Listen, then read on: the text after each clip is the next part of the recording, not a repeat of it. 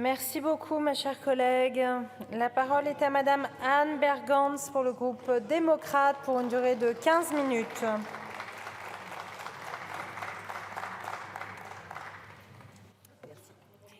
Merci Madame la Présidente, Madame la Première ministre, Mesdames et Messieurs les ministres, chers collègues. Certains l'ont dit, nous reprenons bien vite nos bonnes habitudes en revenant à cette tribune pour défendre ou s'opposer à une motion de censure. Le moins que l'on puisse dire, pourtant, c'est que ce 49.3 est plus que légitime. Cette motion de censure, qui l'est tout autant bien évidemment d'un point de vue démocratique, ne prospérera pas. Je ne peux pas imaginer qu'un gouvernement, votre gouvernement, Madame la Première ministre, tombe sur une loi de programmation qui ne vise qu'un objectif, redresser les finances publiques, nous permettant de retrouver à la fois crédibilité face à nos partenaires, souveraineté et protection de notre économie. Ce serait un comble. Pour le groupe démocrate, l'adoption d'une trajectoire ambitieuse et responsable de nos finances publiques n'est pas une option, c'est une véritable nécessité pour notre pays. Il est essentiel que la France démontre sa capacité à se donner un cap, un cadre vers le redressement de nos finances.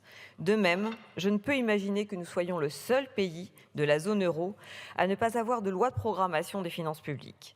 C'est un vrai danger pour notre crédibilité aux yeux de nos partenaires, avec de vraies conséquences sur notre place dans l'Union, en dépit de ce que certains fantasment. Oui, chers collègues, la France ne doit pas se fragiliser dans le concert européen par la situation de ses finances publiques et la non-adoption d'une loi de programmation crédible affaiblira bien certainement notre position.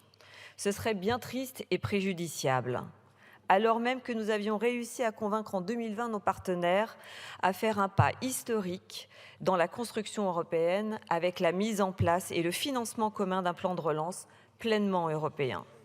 D'ailleurs, cette fragilisation ne serait pas que symbolique, elle se confirmerait aussi dans les faits. Le versement des prochains paiements du plan national de relance et de résilience par la Commission européenne est conditionné à une adoption d'une loi de programmation crédible. On parle de plus de 18 milliards d'euros, c'est une somme énorme. Nous ne pouvons tout simplement pas nous priver d'une telle somme. Au-delà de l'image politique désastreuse qui serait renvoyée, cela nous décrédibiliserait aux yeux des acteurs économiques. Cette loi, que certains ici jugent inutile, sert de garantie aux investisseurs quant à la stabilité financière de notre pays. Voulez-vous voir notre note dégradée? Cela augmenterait le poids de la dette, le taux d'intérêt que nous payons. Cela ralentirait les flux vers la France. Cela remettrait en cause 6 années de travail qui ont fait de notre pays la première destination d'investissement étranger en Europe. Mesurez, chers collègues, le poids de vos actions et reconnaissez la valeur des nôtres. Car ce sont ces investissements, cette politique menée depuis 6 années, qui ont permis le retour à l'emploi de 2 millions de personnes, un taux de chômage inédit depuis plus de 40 ans.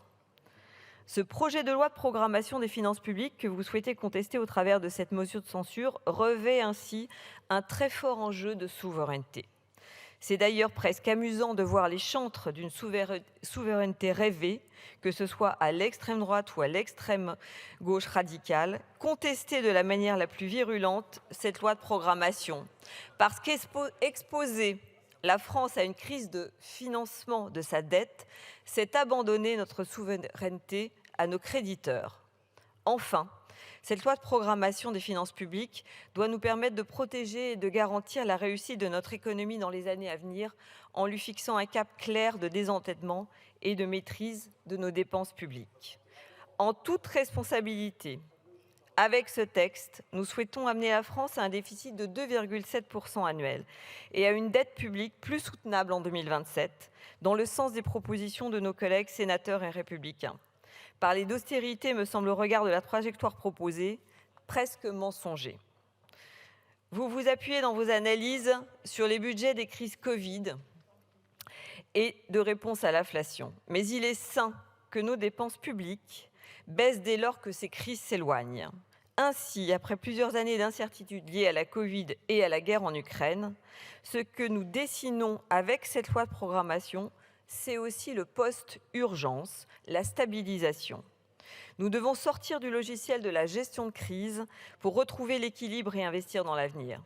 Notre rôle est d'éclaircir l'horizon économique, de le rendre plus lisible, pour protéger le pouvoir d'achat des Français, pour donner un environnement performant aux entreprises.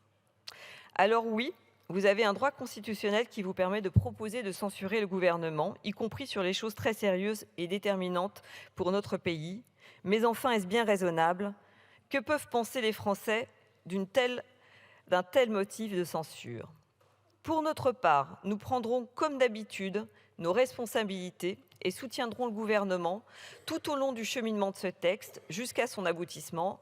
Madame la Première ministre, les députés démocrates sont à vos côtés. Je vous remercie. Je vous remercie.